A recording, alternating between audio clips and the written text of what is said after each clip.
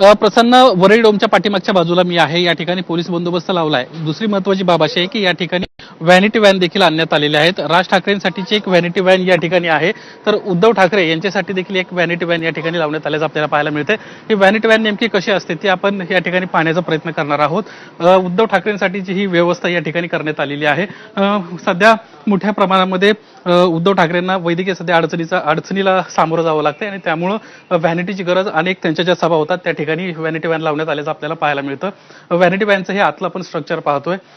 आतमध्ये सर्व ज्या व्यवस्था आहेत त्या या ठिकाणी करण्यात आलेल्या असतात. बसायची व्यवस्था असते, यासोबतच टॉयलेट वॉशरूमची देखील व्यवस्था या ठिकाणी करण्यात आलेली असते आणि एसी व्हॅन ही पूर्णपणे असते. त्यामुळं उष्णतेचा जो त्रास आहे तो त्रास होणार नाही याची पूर्णपणे खबरदारी जी आहे ती या ठिकाणी घेण्यात आलेली आहे.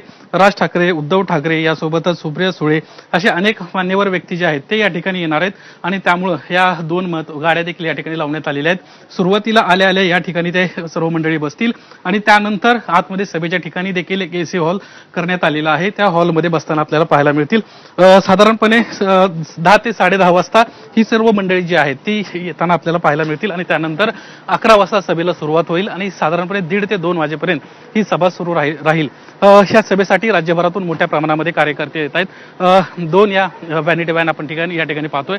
या ठिकाणी आता राज ठाकरेंचं जे पोस्टर आहे ते या ठिकाणी लावण्यात येत असल्याचं आपल्याला पाहायला मिळते आणि शेजारीच उद्धव ठाकरे यांच्यासाठी देखील या ठिकाणी व्हॅनिटी व्हॅनची जी आहे ती व्यवस्था करण्यात आलेली आहे.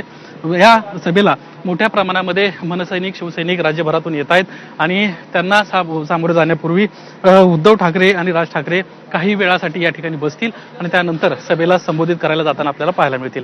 प्रसन्न.